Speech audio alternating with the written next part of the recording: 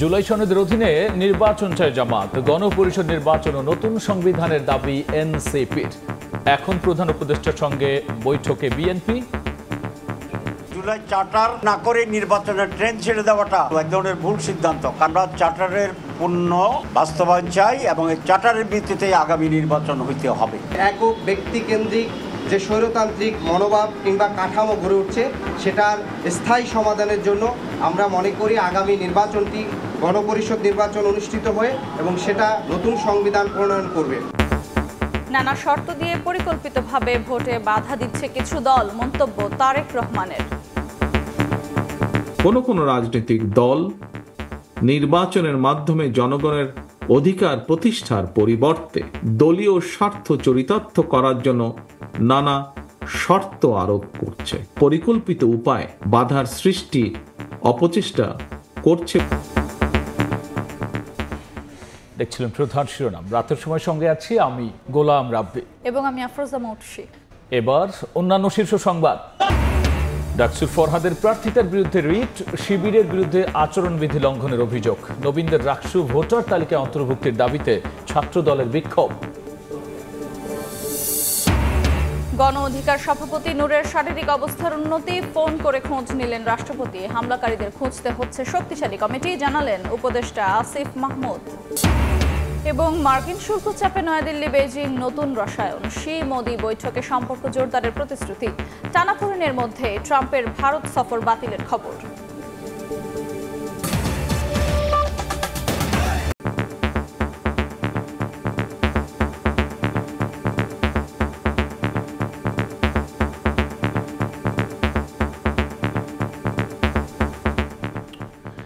এখনো নির্বাচনের পরিবেশ তৈরি হয়নি অভিযোগ করে জুলাই সনদের অধীনে নির্বাচন দাবি করেছেন জামায়াতে ইসলামীর নায়েবে আমির ডাক্তার সৈয়দ আবদুল্লাহ মোহাম্মদ তাহের। আর জাতীয় নির্বাচনের আগে গণপরিষদ নির্বাচন ও নতুন সংবিধানের দাবি করেছে এনসিপি। প্রধান উপদেষ্টা ডক্টর মোহাম্মদ ইউনূসের সঙ্গে বৈঠক শেষে সাংবাদিকদের একথা বলেছেন দুই দলের নেতারা। বিকেল 4:15টায় প্রধান উপদেষ্টার বাসভবন যমুনায় বৈঠকে বসেন জামায়াতের দলটির 4 সদস্যের প্রতিনিধি। বৈঠক শেষে আবদুল্লাহ মোহাম্মদ তাহের বলেছেন, জুলাই সনদ তৈরি না করে নির্বাচনের রোডম্যাপ দেয়া ভুল সিদ্ধান্ত। এদিন বিকেল 5:30টার দিকে যমুনায় প্রবেশ করেন এনসিপির 4 সদস্যের প্রতিনিধি দল। বৈঠক শেষে এনসিপির সিনিয়র যুগ্ম আহ্বায়ক আরিফুল ইসলাম আদিব জাতীয় পার্টির কার্যক্রম নিষিদ্ধের দাবি জানিয়ে বলেন, জাপার উপর ভর করে ফিরতে চায় আওয়ামী লীগ। এরপর সন্ধ্যা 7:30টার দিকে বিএনপির 8 সদস্যের প্রতিনিধি দল যায় যমুনায়। প্রধান উপদেষ্টার সঙ্গে বৈঠক করে বেরিয়ে মির্জা ফখরুল ইসলাম বলেন, অশুভ শক্তি নির্বাচন বানচালের চেষ্টা করলেও সেই সুযোগ পাবে না। জুলাই চার্টার এটা ওনারের সাবজেক্ট এবং এটা হইতে হবে, কিন্তু এটা অর্জন না করে নির্বাচনের ট্রেন ছেড়ে দেওয়াটা ভুল সিদ্ধান্ত। সেটা যেন অবশ্যই আইনের ভিত্তির মাধ্যমে এখনই কার্যকর করে। আমরা চার্টারের পূর্ণ বাস্তবায়ন চাই এবং এই চার্টারের ভিত্তিতেই আগামী নির্বাচন হইতে হবে। বাংলাদেশের দীর্ঘ 55-54 বছরের যে রাজনৈতিক সংকট, যে একক ব্যক্তিকেন্দ্রিক যে স্বৈরতান্ত্রিক মনোভাব কিংবা কাঠামো গড়ে উঠছে সেটার স্থায়ী সমাধানের জন্য আমরা মনে করি আগামী নির্বাচনটি গণপরিষদ নির্বাচন অনুষ্ঠিত হয়ে এবং সেটা নতুন সংবিধান প্রণয়ন করবে। নির্বাচনকে বিভিন্নভাবে বিলম্বিত করার লক্ষ্যে এই ধরনের কিছু একটা শক্তি কাজ করছে, কোনো সুযোগ নেই। তবে এর কোনো সুযোগ নাই। নির্বাচন ঠিকই সময় আমরা যেটা শিডিউল ঘোষণা করা হয়েছে সেই শিডিউলেই নির্বাচন এবং সেটা আমাদের যে প্রধান উপদেষ্টা তিনি সেটাই একই কথা বলেছেন, তিনি আমাদের সঙ্গে একমত। এদিকে প্রধান উপদেষ্টার সঙ্গে 3 রাজনৈতিক দলের বৈঠক শেষে যমুনার সামনে ব্রিফ করছে প্রেস উইং। আমরা সরাসরি যাচ্ছি সেখানে। Vice president of national consensus commission আর ডক্টর আলী রিয়াজ এবং প্রধান উপদেষ্টার বিশেষ সহকারী মুনির হায়দার দেখা করেছেন। প্রফেসর আলী রিয়াজ জুলাই সনদ চূড়ান্ত করার বিষয়ে কি কি অগ্রগতি হয়েছে সে বিষয়ে প্রধান উপদেষ্টাকে অবহিত করেছেন। এর পাশাপাশি রাজনৈতিক দলগুলো জুলাই সনদ বাস্তবায়নের বিষয়ে কি মতামত দিয়েছেন সেটা নিয়েও আলোচনা হয়েছে। এই ছিল আজকে। আর আজকের মিটিংগুলোতে আদিলুর রহমান খান ছিলেন অ্যাডভাইজারদের মধ্যে, ডক্টর আসিফ নজরুল ছিলেন, ডক্টর ওয়াহিদুদ্দিন মাহমুদ ছিলেন এবং national security adviser doctor Khalilur Rahman ছিলেন। Thank you. একটা প্রশ্ন, সেটা হলো যে প্রধান নির্বাচন মানে প্রধান উপদেষ্টা শুধুমাত্র 3টি রাজনৈতিক দলকে ডেকেছে, কিন্তু আরো রাজনৈতিক দলগুলো আছে, তাদেরকে আবার ডাকা হবে কিনা সেটা আমার কাউন্সিল অফ অ্যাডভাইজার দেখবেন। জাতীয় পার্টি আরেকটা বিষয়, জাতীয় পার্টি নিয়ে কোনো মানে আলোচনা হয়েছে? মিটিংয়ে দুর্গাপূজার বিষয় এসছে। আপনারা জানেন সেপ্টেম্বরের শেষ সপ্তাহে দুর্গাপূজা শুরু হবে। দুর্গাপূজা ঘিরে যেন দেশে কোনো ধরনের ষড়যন্ত্র, কেউ যেন অস্থিতিশীল পরিস্থিতি সৃষ্টি করতে না পারে, সে বিষয়ে সকল রাজনৈতিক দলকে সজাগ থাকার এবং সকলের সহযোগিতা চেয়েছেন প্রফেসর মোহাম্মদ ইউনূস। জাতীয় পার্টির সাথে কোনো আলোচনা হয়েছে কিনা? জাতীয় পার্টি বিষয়ে আলোচনা হয়েছে। এক একটা পার্টি এক এক রকমের তাদের মতামত দিয়েছেন, চিফ অ্যাডভাইজার শুনেছেন। জামায়াতের পক্ষ থেকে বলা হয়েছে যে আইন শৃঙ্খলা পরিস্থিতি এবং অন্যান্য যে বিষয়গুলো, সেখানে তারা নির্বাচন নিয়ে নীল নকশা দেখতে পাচ্ছে, সেই বিষয়টা তারা তাদের বক্তব্য আপনাদেরকে জানিয়েছেন। আমাদের এখানে নতুন করে অ্যাড করেন।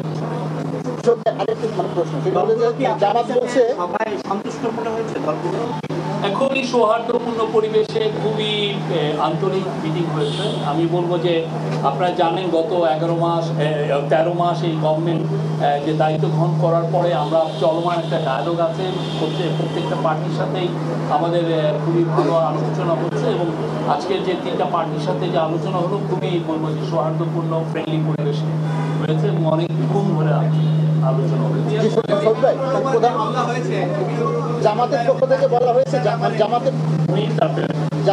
থেকে বলা হয়েছে যে দেশের বর্তমানে যে আইন শৃঙ্খলা পরিস্থিতি, এটি প্রধান উপদেষ্টা কিংবা বর্তমান সরকার সামাল দিতে পারছে না।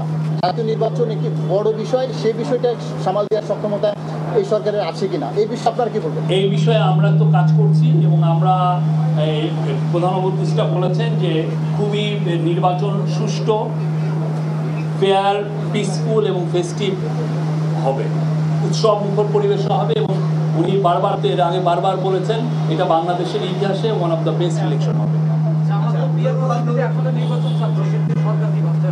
পিআর পদ্ধতি নিয়ে কনসেনসাস কমিশনের সাথে আমাদের পলিটিক্যাল পার্টিগুলোর কথা হচ্ছে, এটা কনসেনসাস কমিশন আপনাদেরকে বলতে হবে।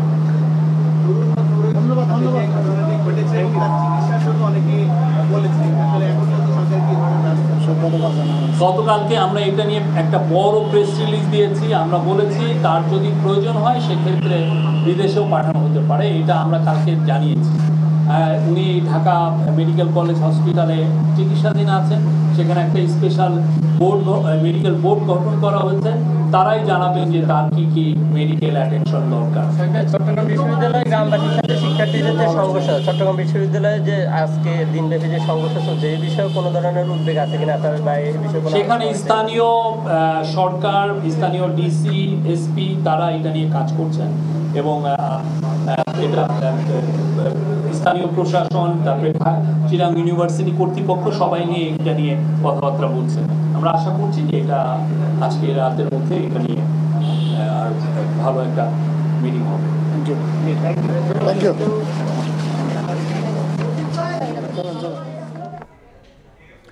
রাজনৈতিক দলগুলোর প্রতিনিধিদের সঙ্গে প্রধান উপদেষ্টার বৈঠকের বিস্তারিত নিয়ে প্রেস ব্রিফিং করছিলেন শফিকুল আলম, আমরা সরাসরি ছিলাম সেখানে। এদিকে নানা শর্ত দিয়ে কিছু দল পরিকল্পিতভাবে নির্বাচনে বাধা সৃষ্টি করছে বলে মন্তব্য করেছেন বিএনপির ভারপ্রাপ্ত চেয়ারম্যান তারেক রহমান। ভোট বানচালের ষড়যন্ত্র রুখতে মপকে প্রশ্রয় না দেওয়ার আহ্বান তার। বলেছেন অন্তর্বর্তী সরকার যত বেশি দিন ক্ষমতায় থাকবে তত দুর্বল হয়ে পড়বে। আর বিএনপির মহাসচিব বলেছেন তার দল সরকার গঠন করলে তারেক রহমানকে প্রধানমন্ত্রী নির্বাচন করবে। বিএনপির ৪৭তম প্রতিষ্ঠাবার্ষিকী উপলক্ষে রাজধানীর রমনায় ইঞ্জিনিয়ার্স ইনস্টিটিউশনে আলোচনার সভায় যোগ দেন বিএনপির কেন্দ্রীয় নেতৃবৃন্দ। প্রধান অতিথি হিসেবে ভার্চুয়ালি যুক্ত হন দলের ভারপ্রাপ্ত চেয়ারম্যান তারেক রহমান। সম্মানিত সদস্যবৃন্দ, বিএনপি মহাসচিব মির্জা ফখরুল ইসলাম আলমগীর বলেন, বিএনপি একমাত্র দল যারা বাংলাদেশকে রক্ষা করতে পারে। বাংলাদেশের রাজনৈতিক এবং অর্থনৈতিক কাঠামো পরিবর্তন সম্ভব হবে ৩১ দফা বাস্তবায়নের মাধ্যমে। আমরা কারো হুমকিতে মাথা নত করতে বাংলাদেশের মানুষ রাজি নয়। নির্বাচনের মধ্য দিয়ে আমরা জনগণের সরকার প্রতিষ্ঠা করে, বিএনপি সরকার প্রতিষ্ঠা করে আমাদের নেতা তারেক রহমানকে আমরা প্রধানমন্ত্রী নির্বাচিত করতে পারবো এবং বিএনপিকে আবার ক্ষমতায় নিয়ে আসতে পারবো। প্রধান অতিথি বক্তব্যে বিএনপির ভারপ্রাপ্ত চেয়ারম্যান বলেন, নানা শর্ত দিয়ে পরিকল্পিতভাবে নির্বাচনের পথে বাধা সৃষ্টি করছে কিছু দল। কোনো রাজনৈতিক দল নির্বাচনের মাধ্যমে জনগণের অধিকার প্রতিষ্ঠার পরিবর্তে তাদের দলীয় স্বার্থ চরিতার্থ করার জন্য নানা শর্ত আরোপ করছে এবং এই শর্ত আরোপ করে নির্বাচনের পথে হয়তোবা পরিকল্পিত উপায় বাধার সৃষ্টির অপচেষ্টা করছে বলে বহু মানুষ এরই ভিতরে ভাবতে শুরু করেছেন। রাষ্ট্র ও রাজনীতিতে সংস্কার বিষয়ে বিএনপি একমত জানিয়ে বিএনপির ভারপ্রাপ্ত চেয়ারম্যান বলেন, পুঁথিগত সংস্কারের চেয়ে জনগণের মুক্তি বেশি গুরুত্বপূর্ণ। সংস্কারের প্রয়োজন রয়েছে অবশ্যই, তবে জনগণের অধিকার চর্চা এবং প্রয়োগের পথে বাধা সৃষ্টি করে কোনো সংস্কারকেই টেকসই করা যাবে না। সঙ্গত কারণেই অন্তর্বর্তীকালীন সরকার যত বেশি দিন ক্ষমতায় থাকবে তাদের দুর্বলতাও তত বেশি দৃশ্যমান হতে থাকবে। বিভিন্ন পরিস্থিতি সামাল দেওয়ার ক্ষেত্রে অন্তর্বর্তীকালীন সরকারের দুর্বলতা যত বেশি প্রতীয়মান হবে, জুলাই গণ অভ্যুত্থান বিরোধী অপশক্তি 5ই আগস্ট নিয়ে তত বেশি বিভ্রান্তি সৃষ্টির সুযোগ পাবে। দেশে চলমান পরিস্থিতি সামাল দিতে অন্তর্বর্তী সরকার ব্যর্থ হলে অপশক্তি পরিস্থিতি আরও জটিল করে তুলবে বলে আশঙ্কা প্রকাশ করেন বিএনপির ভারপ্রাপ্ত চেয়ারম্যান তারেক রহমান। জনগণের সঙ্গে সম্পর্ক থাকলে। আদনান তুর্য, সময় সংবাদ, ঢাকা। কার্যক্রম নিষিদ্ধ থাকা দলের নির্বাচন বানচালের ষড়যন্ত্র রুখতে সব দলকে ঐক্যবদ্ধ থাকতে হবে বলে মন্তব্য করেছেন স্বরাষ্ট্র উপদেষ্টা। দুপুরে সচিবালয়ে ব্রিফিংয়ে তিনি বলেন, ঐক্যে ফাটল ধরলে নৈরাজ্য সৃষ্টি করতে পারে ফ্যাসিবাদের দোসররা। এদিকে সুষ্ঠু নির্বাচনের জন্য আইন শৃঙ্খলা বাহিনী পুরোপুরি প্রস্তুত বলেও জানান উপদেষ্টা। জাতীয় পার্টির কেন্দ্রীয় কার্যালয়ে এবং ঢাকা রিপোর্টার্স ইউনিটিতে মঞ্চ ৭১-এর আলোচনা সভা ঘিরে গত কয়েকদিনে রাজধানীতে আইনশৃঙ্খলা পরিস্থিতি অস্থিতিশীল হয়ে ওঠে। এছাড়া চট্টগ্রাম সহ দেশের বিভিন্ন স্থানে ঘটে অনাকাঙ্ক্ষিত বেশ কিছু ঘটনা। রোববার সচিবালয়ে আইনশৃঙ্খলা সংক্রান্ত কোর কমিটির বৈঠকে উঠে আসে এসব প্রসঙ্গ। বৈঠক শেষে ব্রিফিংয়ে স্বরাষ্ট্র উপদেষ্টা বলেন, কার্যক্রম নিষিদ্ধ থাকা দল চায় না নির্বাচন হোক, নির্বাচন যেন বাধাগ্রস্ত না হয় সেজন্য সব পদক্ষেপ নেওয়ার কথা জানান তিনি।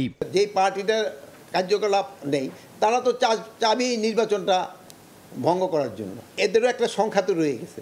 এখন এই সংখ্যাটারে প্রতিহত করার দায়িত্ব হলো রাজনৈতিক দল এবং আপনাদের সবাই মিলে। জাতীয় নির্বাচনটা কতটা সুষ্ঠু, অবাধ, নিরপেক্ষ এবং নিরাপদ হবে তা নির্ভর করে নির্বাচনে অংশগ্রহণকারী রাজনৈতিক দলগুলির উপর। আইন শৃঙ্খলা বাহিনী নির্বাচনে নিরাপত্তা প্রদান ও আইন শৃঙ্খলা বজায় রাখার ক্ষেত্রে সর্বাত্মক সহযোগিতা করে যাবে। এক্ষেত্রে আমরা সম্পূর্ণ প্রস্তুত। সরকার পতনের পর রাজনৈতিক দলগুলোর মধ্যে যে ঐক্য ছিল জাতির বৃহত্তর স্বার্থে সেটি ধরে রাখতে হবে জানিয়ে বলেন, ঐক্যে ফাটল ধরলে ফ্যাসিবাদের দোসররা নৈরাজ্যকর পরিস্থিতি সৃষ্টি করতে পারে। রাজনৈতিক মধ্যে যদি মত থাকতে পারে একজন হবে, কিন্তু জাতির বৃহত্তর স্বার্থে গণতন্ত্রের পথে উত্তরণে ঐক্যবদ্ধ থাকতে হবে। এই ঐক্যে যদি ফাটল ধরে এর মধ্যে কিন্তু ফ্যাসিস্ট দোসররা ঢুকে বিশৃঙ্খলা ও নৈরাজ্যকর পরিস্থিতি সৃষ্টি করতে পারে। ত্রয়োদশ জাতীয় নির্বাচন সুষ্ঠুভাবে সম্পন্ন করতে যতটা প্রস্তুতি দরকার আইন শৃঙ্খলা বাহিনী ততটাই প্রস্তুত বলে জানান স্বরাষ্ট্র উপদেষ্টা। আইন শৃঙ্খলা বাহিনী নির্বাচনের জন্য যতটা প্রস্তুতি নেওয়া দরকার আমরা ততটা প্রস্তুত। প্রসূন আশিস, সময় সংবাদ, ঢাকা। স্বাধীন সাংবাদিকতা নিশ্চিতে রাজনীতিবিদদের প্রতিশ্রুতি দেওয়া উচিত বলে মন্তব্য করেছেন জাতীয় ঐকমত্য কমিশন সহ সভাপতি ডক্টর আলী রিয়াজ। সকালে গণমাধ্যম সংস্কার কমিশনের প্রতিবেদন ও পরবর্তী পরিস্থিতি নিয়ে বিজেসির পর্যালোচনা ও মতবিনিময় সভায় এই মন্তব্য করেন তিনি। বলেন, রাজনৈতিক দলের সঙ্গে গণমাধ্যমের স্বাধীনতা নিয়ে কথা বলা প্রয়োজন। রাজনীতিবিদরা ক্ষমতায় গেলে সাংবাদিকদের কাছেই যাবে, তাই তাদের কাছ থেকে গণমাধ্যমের স্বাধীনতা আদায় করে নিতে হবে। তিনি আরও বলেছেন, সংস্কারের দায়িত্ব শুধু সরকার বা কমিশনের নয়, সাংবাদিকদের ও সংস্কারের জন্য চাপ দিতে হবে। মালিকানার যে ধরন তৈরি হয়েছে সেটা অব্যাহত রেখে স্বাধীন প্রফেশনাল সাংবাদিকতা সম্ভব নয়। 16 বছর সাংবাদিকতা ব্যবহার করে যে ফ্যাসিবাদ জেগে উঠেছিল তার দায় তাদের নেওয়া উচিত বলেও মন্তব্য করেন তিনি। গণমাধ্যম সংস্কারের প্রশ্নটা বিবেচনা করতে হলে দুটো বিষয়কে আমাদের বিবেচনায় নিতে হবে। প্রথমটা হচ্ছে গণমাধ্যমগুলোর স্বাধীনতার প্রশ্ন গণমাধ্যমগুলোর প্রকৃত পক্ষে ফোর্থ স্টেট হয়ে ওঠা না ওঠার প্রশ্ন। দ্বিতীয় যে বিষয় সেটা হচ্ছে প্রাতিষ্ঠানিক এবং পেশাগত দিক। ভাড়া বাসায় দেরি করে আসায় চট্টগ্রাম বিশ্ববিদ্যালয়ের এক ছাত্রীকে মারধরের জেরে দফায় দফায় সংঘর্ষে জড়ালো শিক্ষার্থী ও স্থানীয়রা। এতে প্রক্টর ও প্রভিসি সহ অর্ধ শতাধিক শিক্ষার্থী ও শিক্ষক আহত হয়েছেন। সংঘর্ষের জেরে 144 ধারা জারি করা হয়েছে। পরিস্থিতি নিয়ন্ত্রণে এনেছে সেনাবাহিনী ও পুলিশ। লাঠিসোঁটা নিয়ে ধাওয়া পাল্টা ধাওয়া, ইট পাটকেল নিক্ষেপ, রণক্ষেত্র চট্টগ্রাম বিশ্ববিদ্যালয়ের 2 নম্বর গেট এলাকা। দেরিতে বাড়িতে প্রবেশ করা নিয়ে বিশ্ববিদ্যালয়ের এক নারী শিক্ষার্থীকে মারধরের অভিযোগ ওঠে বাড়ির দারোয়ানের বিরুদ্ধে। এরই জেরে শনিবার গভীর রাতে সংঘর্ষের পর রোববার দুপুরে ফের সংঘাতে জড়ায় শিক্ষার্থী ও স্থানীয়রা। প্রশাসন, পুলিশ, আর্মি কেউ উপস্থিত থাকতো তাহলে হচ্ছে এত আহত হতো না। আমরা কোন জগতে আছি? সকল ছাত্রলীগের ক্যাডাররা, সকল বড় বড় ক্যাডাররা এখানে ঢুকে হেলমেট পরে। এই ঘটনায় চট্টগ্রাম বিশ্ববিদ্যালয়ের 2 নং গেট বাজারের পূর্ব সীমা থেকে রেলগেট পর্যন্ত 144 ধারা জারি করে প্রশাসন। সংঘর্ষের পর ঘটনাস্থলে পৌঁছে পরিস্থিতি নিয়ন্ত্রণে আনে পুলিশ ও সেনাবাহিনীর সদস্যরা। তো যখন আমাদের কাছে প্রশাসন থেকে এইটার যে ফর্মাল যে রিকোয়েস্টটা করা হয়েছে তার পরপরই আমরা দুপুরে চলে এসেছি এবং আমরা এখন পর্যন্ত অবস্থান করছি। আমরা ক্যাম্পাসের ভেতরে এবং ক্যাম্পাসের বাইরে উভয় জায়গাতেই হচ্ছে কি আমাদের টহল এবং সকল ধরনের অভিযান পরিচালনা করে যাচ্ছি। শিক্ষার্থীদের ওপর হামলার প্রতিবাদে ক্যাম্পাসে বিক্ষোভ মিছিল করে ছাত্র শিবির। প্রক্টরের পদত্যাগ দাবি করেছে গণতান্ত্রিক ছাত্র জোট। সংঘর্ষের পর রোববারের সব বিভাগের পরীক্ষা স্থগিত করে চট্টগ্রাম বিশ্ববিদ্যালয় কর্তৃপক্ষ। এদিকে চট্টগ্রাম বিশ্ববিদ্যালয়ের শিক্ষার্থীদের উপর হামলার প্রতিবাদে জাহাঙ্গীরনগর বিশ্ববিদ্যালয়ে মানববন্ধন করেছেন শিক্ষার্থীরা। দ্রুত হামলাকারীদের চিহ্নিত করে শাস্তির আওতায় আনার দাবি জানান তারা। আহসানুল করিম, সময় সংবাদ। সবশেষ পরিস্থিতি জানাতে চট্টগ্রাম বিশ্ববিদ্যালয়ে আছেন নিগার মেহরিন রিনি এবং ময়মনসিংহে বাংলাদেশ কৃষি বিশ্ববিদ্যালয়ে আছেন ওবায়দুল হক। সরাসরি শুরুতেই যাচ্ছি মেহরিনের কাছে। প্রশাসনিক ভবনের সামনে যেখানে এই আলোচনা সভাটি অনুষ্ঠিত হচ্ছে সেখানে উপস্থিত আছেন বিশ্ববিদ্যালয়ের সাধারণ শিক্ষার্থীরা, পাশাপাশি ছাত্র সংগঠনের বিভিন্ন প্রতিনিধি, স্থানীয়দের প্রতিনিধি এবং যৌথ বাহিনীর প্রতিনিধি। বিশ্ববিদ্যালয়ের প্রশাসন সেখানে উপস্থিত আছেন। মূলত এই আলোচনার পরেই আমরা জানতে পারবো যে প্রশাসন এই পুরো ঘটনার জন্য কি ধরনের ব্যবস্থা গ্রহণ করবেন। আজ 144 ধারা জারির পর থেকে বিশ্ববিদ্যালয়ে এখন একটি থমথমে পরিবেশ বিরাজ করছে, যেখানে বর্তমানে যৌথ বাহিনীরা অবস্থান করছেন। এরপর থেকেই বিশ্ববিদ্যালয়ের পরিবেশ অনেকটাই শান্ত হয়েছে। তবে শিক্ষার্থীরা বলছে তারা এখনো আশঙ্কামুক্ত নয়, তারা এখনো আতঙ্কিত।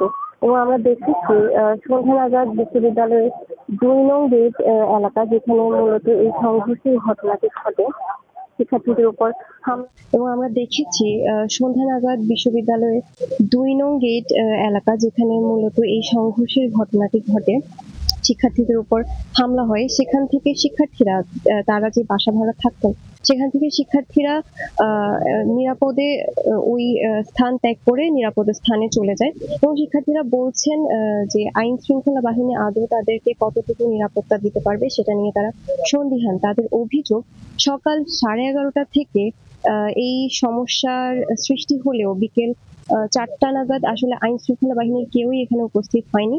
তাদেরকে বারবার যোগাযোগ করার পরেও তারা কিন্তু এই ব্যাপারে কোনো ধরনের হস্তক্ষেপ করেনি।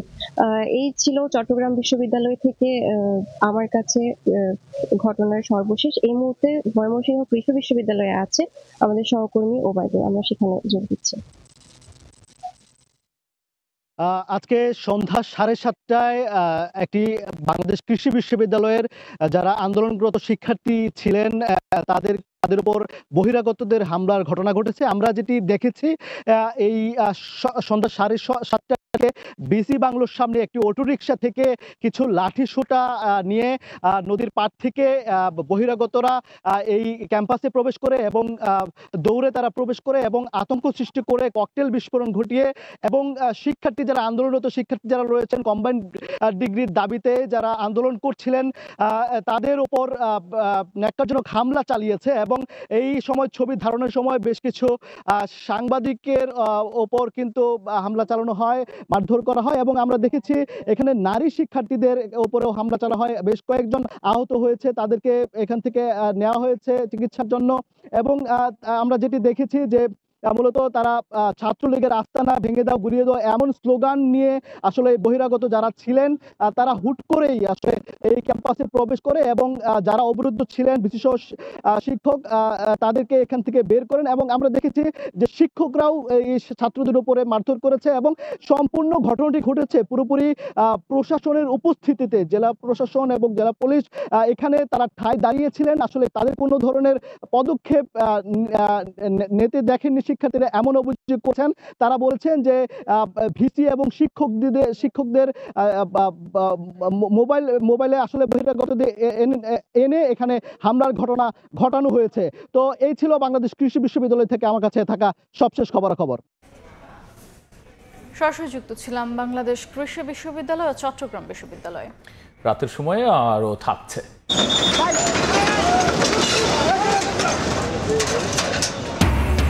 মিরপুরের সাগুপ্তায় বেশ কিছু স্থাপনা ঘুরিয়ে দিল জাতীয় গৃহায়ণ কর্তৃপক্ষ। হাউজিং কোম্পানির বিরুদ্ধে দখলের অভিযোগ, বাধার মুখে পড়ে যৌথ বাহিনী। এবার ছাত্র সংসদ নির্বাচনের খবর।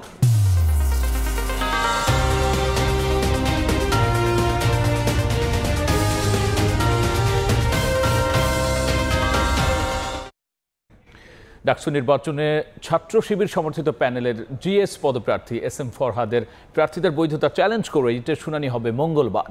রিটকারীর অভিযোগ, নিষিদ্ধ ছাত্রলীগ থেকে পদত্যাগ না করেই শিবির থেকে ভোট করছেন ফরহাদ। এদিকে শিবির সমর্থিত প্রার্থীর বিরুদ্ধে আচরণবিধি লঙ্ঘনের অভিযোগ করেছে ছাত্রদল। প্রচার প্রচারণা ছাপিয়ে রোববার আলোচনায় ছিল ডাকসু নির্বাচনে ছাত্র শিবির সমর্থিত প্যানেলের জিএস পদপ্রার্থী এস এম ফরহাদের প্রার্থিতা চ্যালেঞ্জ করে করা রিট। অভিযোগ, ছাত্রলীগের পদে থেকেও শিবির প্যানেল থেকে নির্বাচন করতে পারেন না ফরহাদ। ছাত্রলীগের কমিটি ছিল 2022 সালের, তিনি আসলে যুগ্ম সাধারণ সম্পাদক পদে ছিলেন। শিবির যেদিন কমিটি ঘোষণা করলো সেদিন সেই কমিটিতে তিনি আসলে সাধারণ সম্পাদক পদে আছেন। বিচারপতি হাবিবুল গনির নেতৃত্বাধীন হাইকোর্ট বেঞ্চ রিটটি শুনানির দিন মঙ্গলবার ধার্য করেন। এ নিয়ে জরুরি সংবাদ সম্মেলনে ঢাকা বিশ্ববিদ্যালয়ের ডাকসু ভবনের সামনে ফরহাদ রিটকে স্বাগত জানান। আমি আদালতের সিদ্ধান্তের প্রতি রেসপেক্ট রাখি, সেদিক থেকে সেটি শুনানি হোক, রায় আসুক, তখন কথা হবে। ছাত্র অধিকার পরিষদের ভিপি পদপ্রার্থী বিন ইয়ামিন মোল্লা রিটকে যৌক্তিক বললেও ছাত্রদল ও গণতান্ত্রিক ছাত্র সংসদ এটিকে ভোট বানচালের ষড়যন্ত্র হিসেবে দেখছে। ওনাদের গুরুত্বপূর্ণ নেতারা কিভাবে আসলে একই সাথে ছাত্রলীগের পদ হোল্ড করে। নির্বাচন 6 দিন পরে 7 দিন পরে তার আগে একটি রিট, এটা নির্বাচনকে ব্যাহত করার একটি পায়তারা হতে পারে। আমাকে আগে থেকেই শুনতে পাচ্ছি ডাকসুকে নিয়ে নানা ধরনের অপপরিকল্পনা আছে, তো সেটি তার ওই অংশ কিনা সেটাও আমরা আসলে বোঝার চেষ্টা করছি এখন পর্যন্ত। এদিকে চিফ রিটার্নিং কর্মকর্তার কাছে শিবির সমর্থিত প্রার্থীদের বিরুদ্ধে আচরণবিধি লঙ্ঘনের অভিযোগ দিয়েছে ছাত্রদল। ডাকসুর যে শিবির সমর্থিত ভিপি জিএস এজিএস সাধারণ শিক্ষার্থীদেরকে প্রভাবিত করেছে, যেটা সুস্পষ্টভাবে নির্বাচনী আচরণবিধির লঙ্ঘন। ফরহাদের বিষয়ে আনুষ্ঠানিকভাবে কিছুই জানেন না বলে জানিয়েছেন টাস্ক ফোর্সের প্রধান। আমাদের কাছে যদি এ ধরনের বিষয় কোর্ট থেকে যদি আসে, তাহলে আমরা আসলে সেই অনুযায়ী আইনানুগ ব্যবস্থা, আমরা সেই জবাব দেওয়ার ব্যবস্থা করব। এদিন ডাকসুর কাঠামো সংস্কার, শিক্ষার্থীদের ক্ষমতায়ন সহ 18 দফার ইশতেহার ঘোষণা করেছে বাম সমর্থিত প্রতিরোধ পর্ষদ প্যানেল। সর্বব্যাপী নব্য ফ্যাসিবাদী তৎপরতার বিরুদ্ধে। শাকির আহমেদ, সময় সংবাদ, ঢাকা। ডাকসু নির্বাচনে প্রথম বর্ষ 2024-25 শিক্ষাবর্ষের শিক্ষার্থীদের ভোটার তালিকায় অন্তর্ভুক্ত করার দাবিতে কোষাধ্যক্ষের কার্যালয়ে তালা দিয়ে বিক্ষোভ করেন ছাত্রদলের নেতাকর্মীরা। এ সময় ভাঙচুর করা হয় মনোনয়নপত্র সংগ্রহ ও জমাদানের চেয়ার টেবিল। অন্যদিকে জাহাঙ্গীরনগর বিশ্ববিদ্যালয় প্রার্থীদের প্রচারণায় উৎসবমুখর পরিবেশ বিরাজ করছে। 2024-25 প্রথম বর্ষের শিক্ষার্থীদের রাকসু নির্বাচনের ভোটার তালিকায় অন্তর্ভুক্তির দাবিতে কোষাধ্যক্ষের কার্যালয়ে তালা ঝুলিয়ে ভাঙচুর করেছে শাখা ছাত্রদল। মনোনয়নপত্র সংগ্রহ ও জমা দেওয়ার টেবিল উপড়ে ফেলেন আন্দোলনকারীরা। বন্ধ হয়ে যায় রাকসু নির্বাচনের শেষ দিনের মনোনয়নপত্র জমাদান কার্যক্রম। পরে কোষাধ্যক্ষের কার্যালয়ের সামনে অবস্থান নিয়ে মিছিল করে ছাত্রদল। নেতাকর্মীরা বলেন, দাবি আদায় না হওয়া পর্যন্ত আন্দোলন চলবে।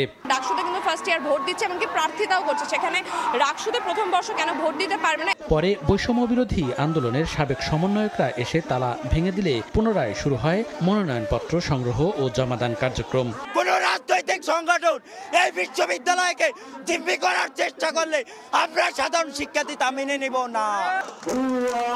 রাকসু নির্বাচন কমিশন বলছে, প্রথম বর্ষের শিক্ষার্থীদের পরিচয়পত্র ও আবাসিক হলের কাগজপত্র প্রস্তুত না হওয়ায় ঘোষিত তফসিলে তাদের ভোটার করা সম্ভব নয়। ফার্স্ট ইয়ারকে যদি ইনক্লুড করতে হয় তাহলে সেক্ষেত্রে প্রশাসনের সিদ্ধান্ত লাগবে, নির্বাচন কমিশনের নতুন সিদ্ধান্ত লাগবে। এদিকে তৃতীয় দিনের মতো প্রচারণা চালান জাকসু নির্বাচনের প্রার্থীরা।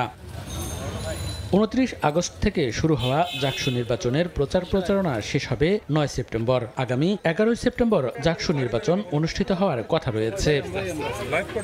মনিরুজ্জামান প্রান্ত, সময় সংবাদ।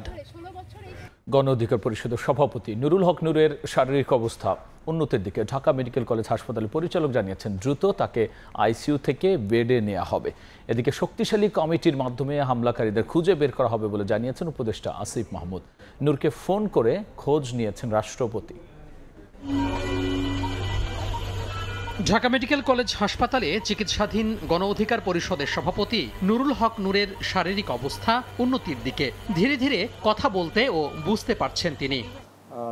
হাসপাতালটির পরিচালক জানান, নাক ও চোয়ালের হাড় ভাঙা, মস্তিষ্কে রক্তক্ষরণ সহ 4টি গুরুতর সমস্যা নিয়ে ভর্তি আছেন নূর। এখন উনি ভালো আছেন, তবে একটু যেটা হয় এই ধরনের একটা ব্লান্ট ট্রমা বা এই ধরনের ফ্র্যাকচার হয়েছে কিছু, সেই জন্য ওনার কিছু ব্যথার কমপ্লেন আছে।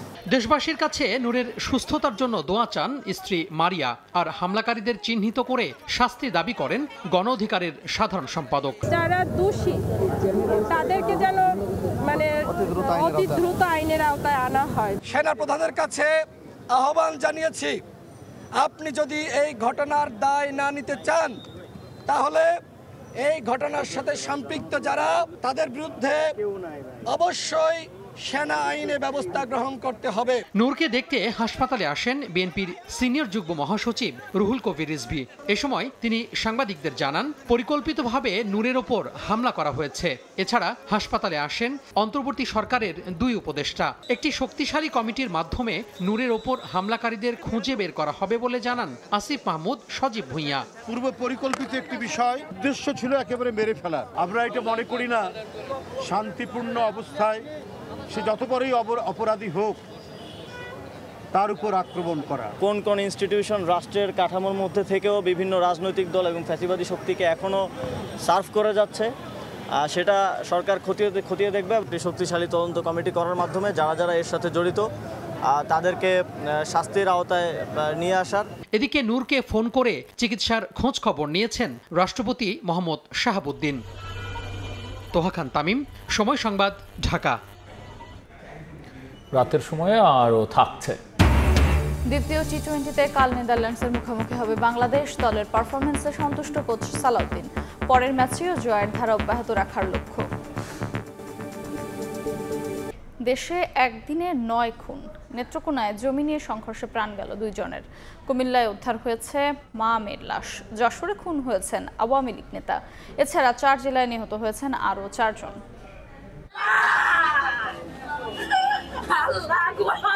স্বজনদের কান্না আর আহাজারিতে ভারী পরিবেশ। জমি নিয়ে দীর্ঘদিনের বিরোধ, 2 পক্ষের সংঘর্ষে নেত্রকোনায় প্রাণ গেল 2 জনের।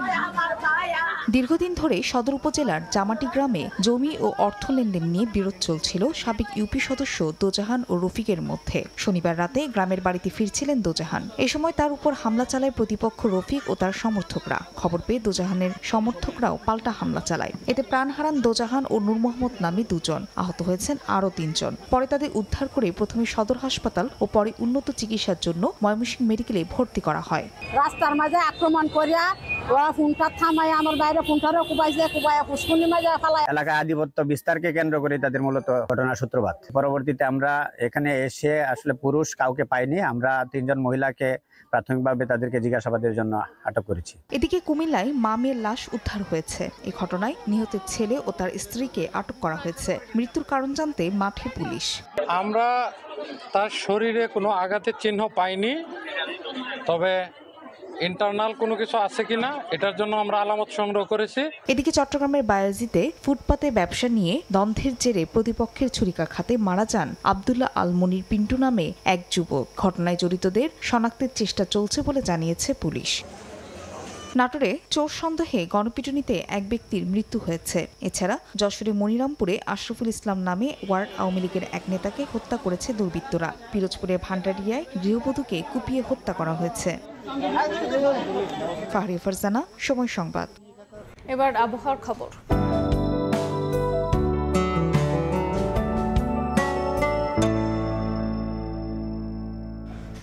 দেখে নেব এখনকার বাতাসের মানসূচক।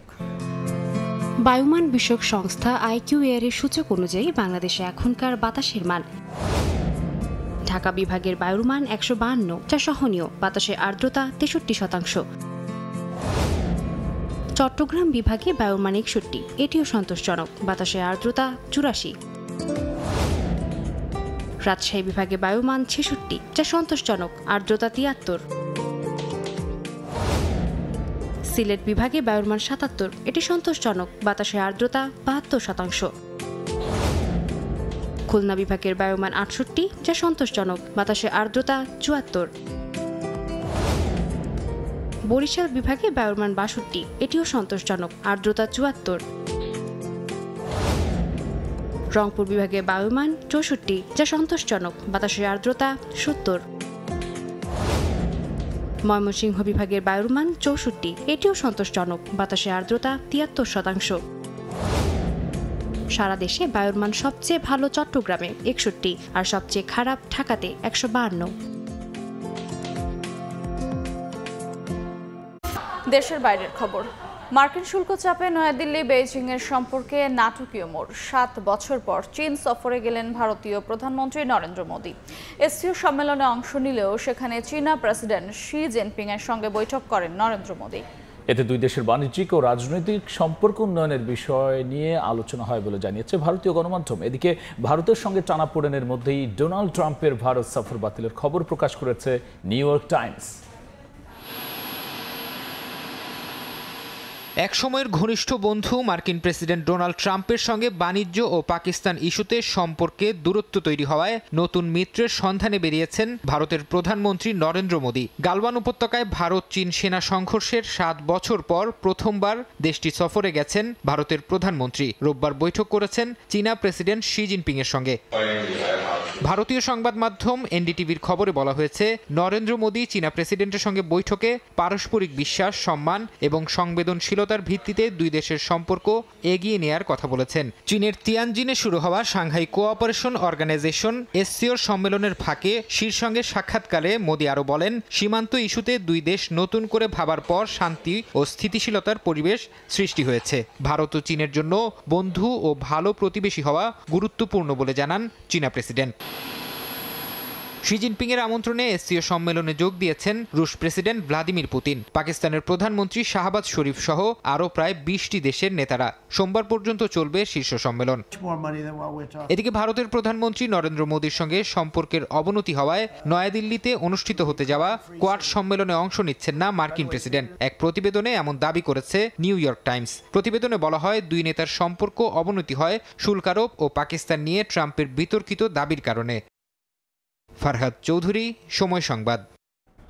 প্রায় 2 বছর পর জাতীয় দলে ফিরে বাজিমাত সাইফ হাসানের। যদিও দীর্ঘদিন ধরে প্রসেসে থাকা এবং কঠোর অনুশীলনের ফল পেয়েছেন এই ডানহাতি ব্যাটার, তবে এক ম্যাচ দেখে তাকে নিয়ে মাতামাতি না করতে অনুরোধ করেছেন সিনিয়র সহকারী কোচ মোহাম্মদ সালাউদ্দিন।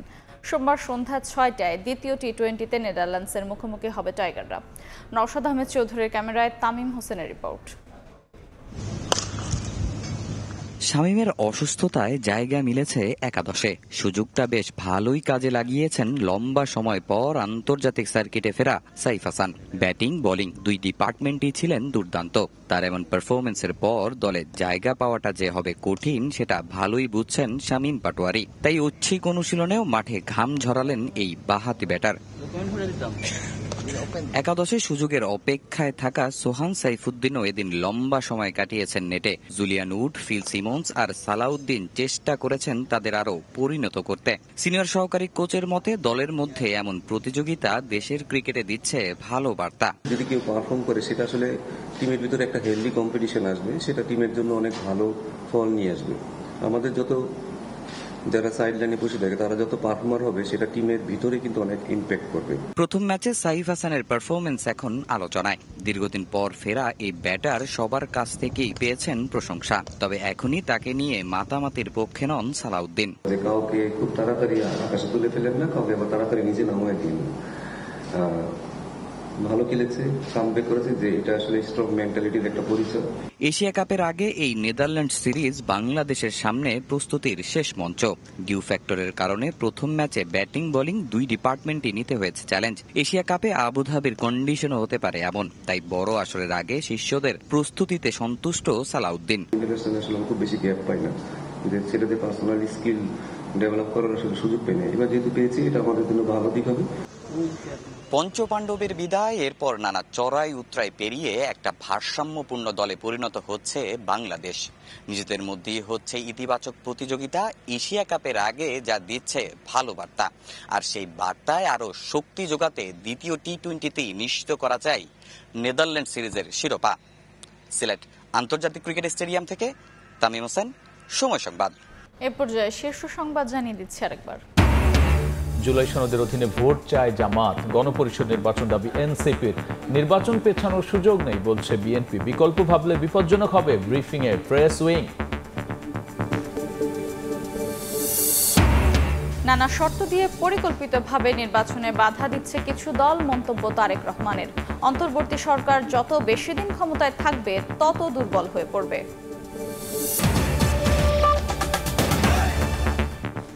এই ছিল রাতের সময়। সঙ্গী থাকুন সময়।